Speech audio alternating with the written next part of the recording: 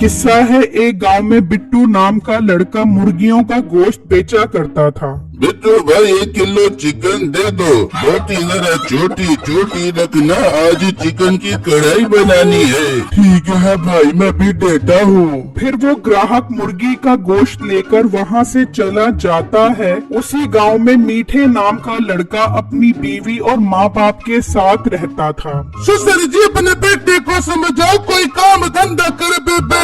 मर्द कमाते हुए अच्छे लगते हैं, मेरी किस्मत ही खराब है जो मेरी किस्मत में ये बेकार इंसान लिखा हुआ था। और मोटी नाक वाली औरत, बेइज्जती करनी है तो अकेले में कर लिया कर, क्यों माँ बाप के सामने मेरी इज्जत का फलूदा निकाल रही है। मीठे, अगर तुझे इतनी बेइज्जती महसूस हो रही है तो तू कोई काम कर ले। अरे क्या मेरे बेटे के पीछे पड़ रही हो, कर लेगा कोई काम भी। माँ इन सब ने मेरी बहुत इंसल्ट कर दी है, मैं जाता हूँ कोई काम ढूंढने के लिए। ये कहकर मीठा घर से निकलता है और बिट्टू की दुकान के पास से गुजर रहा होता है। बिट्टू की दुकान पर काफी रश होता है। क्यों ना मैं भी मुर्गियों का गोश्त बेचना शुरू कर दूं। मीठा बिट्टू की दुकान पर आता है। जी मीठे भाई, आपको कितना गोश्त चाहिए? बिट्टू भाई गोश्त तो नहीं चाहिए, मैं सोच रहा हूँ मैं भी मुर्गियों का गोश्त बेचना शुरू कर दूं। जी मीठे भाई, ये बहुत अच्छा काम है और इसमें मुनाफा भी काफी अच्छा होता है। वाह, फिर तो मैं भी कमाऊ पूत हो जाऊंगा। बिट्टू भाई अगर आपको एतराज न हो तो मैं भी आपकी दुकान के सामने अपनी दुकान खोल लूं। मीठे भाई, इसमें एतराज वाली क्या बात है? जो रिस्क अल्लाह ने मेरे नसीब में लिखा है वो मुझे मिलेगा और जो आपके नसीब में लिखा है वो आपको मिलेगा। बिट्टू भाई, आप मुर्गियाँ कहाँ से लेकर आते हो? बिट्टू मीठे को सारी बातें बता देता है। बिट्टू भाई आपका बहुत बहुत शुक्रिया। अच्छा मैं चलता हूँ। फिर मीठा वहाँ से चला जाता है और घर आकर माँ बाप और नसीबो कैंची को सारी बातें बता देता है। बेटे कर ले ये काम शुरू कर ले, ताकि मुझे भी अपने शोर पे फक्र हो सके कि मेरा शोर एक कमाल पुत है। फिर अगला दिन होता है। मीठा साइकिल उठाकर घर से निकलता है और मुर्गियों वाले फार्म पर आ जाता है। भाई मुझे उधार पर कुछ माल चाहिए, मैंने इस गांव में मुर्गियों के गोश्त की दुकान बनानी है, उम्मीद है कारोबार चलेगा। टाइम पर पैसे दे दूंगा और अगला माल भी आप ही से खरीदूंगा। फार्म का मालिक अच्छा इंसान होता है, वो मीठे को मुर्गियाँ दे देता है। मीठा मुर्गियाँ लेकर वहाँ से चला जाता है और दुकान खोलकर बैठ जाता है, पर उसकी दुकान पर कोई ग्राहक ही नहीं आ रहा होता। मीठे, ये तो कोई ग्राहक ही नहीं आ रही मेरी दुकान पर, सब उस मोटे बिट्टू के पास जा रही हैं। मुझे अब कुछ करना पड़ेगा। तो मीठा गोश्त का रेट 250 से 200 कर देता है। आ जाओ 200 रुपए किलो गोश्त ले जाओ। ये सुनते ही ग्राहक मीठे के पास आ जाते हैं। भाई मुझे 2 किलो गोश्त दे दो। भाई मुझे 1 किलो गोश्त दे दो। भाई मुझे 5 किलो गोश्त दे दो। ये सब देखकर बिट्टू हैरान रह जाता है। सब ग्राहक मीठे से गोश्त ले जाते हैं। बिट्टू गुस्से में मीठे के पास आता है। मीठे भाई, ये तो आपकी बहुत बुरी हरकत है, आप ऐसा करके मेरे ग्राहक खराब कर रहे हो। और मोटे पेट वाले गेंडे, ये कारोबार चलाने का तरीका है, अब तुझे ये तरीका नहीं आता तो इसमें मेरा क्या कसूर है? मीठे भाई, आप बहुत बुरे इंसान हो, मैंने आपके साथ नेकी की और आप मुझे ये सिला दे रहे हो। मोटे मुझे ज्यादा इमोशनल मत कर, चल शाबाश मेरा पुत्र, यहाँ से निकल। बिट्टू उदास होकर वहाँ से चला जाता है और अपनी बीवी को सारी बातें बताता है। बिट्टू जी, ये तो मीठे भाई की बहुत बुरी हरकत है। बिट्टू आप भी एक काम करो, मुर्गी का रेट कम कर दो। बेगम, अगर मैं रेट कम करूँगा तो मुझे फायदे की बजाय नुकसान हो जाएगा। बिट्टू फिर हम क्या करेंगे?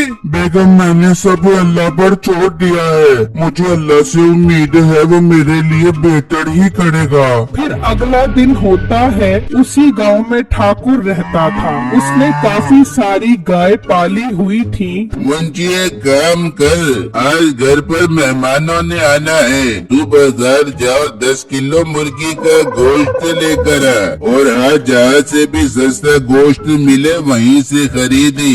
अच्छा ठाकुर साहब, मैं भी जाता हूँ और सस्ता गोश्त ही खरीद कर लेकर आऊँगा। फिर मुंशी बाजार आता है तो देखता है बिट्टू 250 और मीठा 200 रुपए किलो गोश्त बेच रहा होता है। तो मुंशी मीठे के पास आता है। भाई साहब, ठाकुर साहब ने 10 किलो गोश्त मंगवाया है।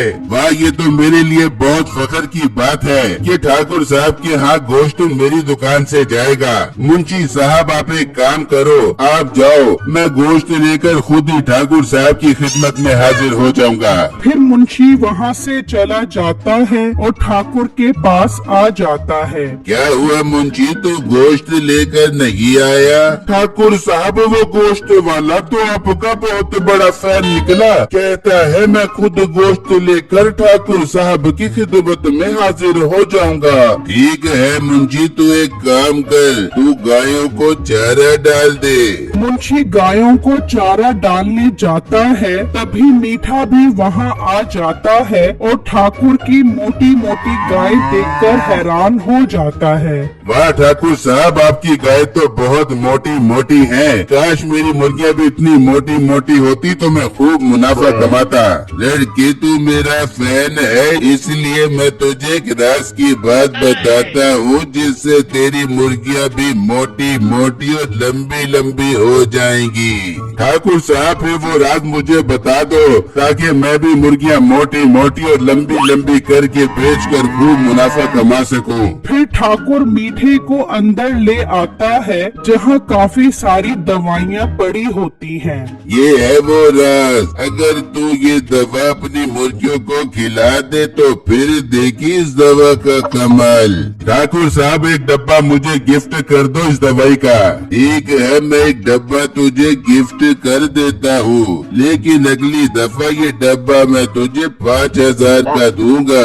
ठाकुर साहब, मुझे मंजूर है। फिर मीठा वो दवाई लेकर वहाँ से निकल पड़ता है और घर आ जाता है और वो दवाई मुर्गियों की खुराक में डाल देता है और मुर्गियाँ दवाई वाला दाना खाने लग जाती हैं। इस तरह रात हो जाती है और मीठा सो जाता है। फिर अगला दिन निकलता है तो नसीबो मीठे के पास आती है। मीठे मीठे उठ, बाहर आकर देख मुर्गियों को क्या किया। फिर मीठा बाहर आता है तो देखकर हैरान रह जाता है कि मुर्गियाँ मोटी मोटी बकरे जितनी बड़ी होती हैं। इतनी बड़ी मुर्गियाँ देखने गांव के काफी सारे लोग आ जाते हैं। मीठे, ये इतनी बड़ी बड़ी मुर्गियाँ तूने कहाँ से मंगवाई हैं? ये मुर्गियाँ मैंने अफ्रीका के जंगलों से मंगवाई हैं, जिसका गोश्त खाकर लोगों में शेर जैसी ताकत आ जाएगी। फिर तो मीठे, हम तेरी दुकान से ही इन मुर्गियों का गोश्त खरीदेंगे। फिर अगला दिन होता है। मीठा वो मुर्गियाँ दुकान पर लेकर आता है। बिट्टू भी वो मुर्गियाँ देखकर हैरान रह जाता है। भाई, मुझे इन मुर्गियों का 2 किलो गोश्त दे दो। मुझे भी 4 किलो गोश्त दे दो। बिट्टू हैरान सब देख रहा होता है। अब मेरा इस बाजार में बैठने का कोई फायदा नहीं है, मुझे अब दुकान बंद कर देनी ही चाहिए। बिट्टू वहाँ से चला जाता है। इस तरह कई दिन गुजर जाते हैं। उस मुर्गियों का गोश्त खाने से गांव के काफी लोग बीमार हो जाते हैं। मीठा ये देखकर डर जाता है। कहीं ये लोग मेरी मुर्गियाँ खाने से तो बीमार नहीं हो रहे। मैं घर जाता हूँ। क्या वो मीठे, तू कुछ परेशान इम्तिहान लग रहे हैं? कुछ नहीं बेगम, बहुत प्यास लग रही है। एक काम कर, एक गिलास ठंडे दूध का लेकर आ। नसीबो किचन में आती है और दूध में चीनी की जगह वही दवाई डाल देती है और लेकर मीठे के पास आ जाती है। मीठा वो दूध पी लेता है। बेगम, मुझे दूध पीने के बाद कुछ हो रहा है और दूध का जायका भी अजीब था। दूध का जायका अजीब कैसे हो गया? मीठे, मैंने तुझे दवाई जैसा डब्बा पड़ा था उसमें से एक चम्मच चीनी से दूध में डाल लिए। ओ मोटी नाक वाली औरत, वो चीनी नहीं थी, दवाई थी, दवाई। ये कहते ही मीठा मोटा और लंबा होने लग जाता है। मीठे, ये तुझे क्या हो गया? तू इतना लंबा और मोटा कैसे हो गया? बेगम, मुझे डॉक्टर के पास ले चल, वरना गाँव वाले मुझे नहीं छोड़ेंगे। फिर नसीबो मीठे को लेकर जा रही होती है तो मीठे को लंबा और मोटा देखकर लोग हैरान हो जाते हैं। फिर वो हकीम के पास आ जाते हैं। हकीम साहब, मेरे मीठे को ठीक कर दे। हकीम मीठे को देखकर समझ जाता है कि इसने जो दवाई खाई है वही दवाई वो अपनी मुर्गियों को भी खिलाता था, जिसकी वजह से लोग बीमार हो गए थे। हकीम पुलिस को बुला लेता है। पुलिस साहब, इसको अरेस्ट कर लो, इसकी वजह से ही गांव के लोग बीमार हो रहे हैं। पर हकीम साहब, मेरे बेटे को तो ठीक कर दे। बीबी से तो हम उधार ले जाकर ठीक करेंगे ना यार। फिर वो मीठे को थाने में बंद कर देते हैं। बेगम, मैं लुट गया, मैं बर्बाद हो गया, मेरी लालच ने मेरा ये हाल कर दिया। दूसरी तरफ गांव के लोग ठीक होने लग जाते हैं और फिर से बिट्टू की मुर्गियों की दुकान चल पड़ती है।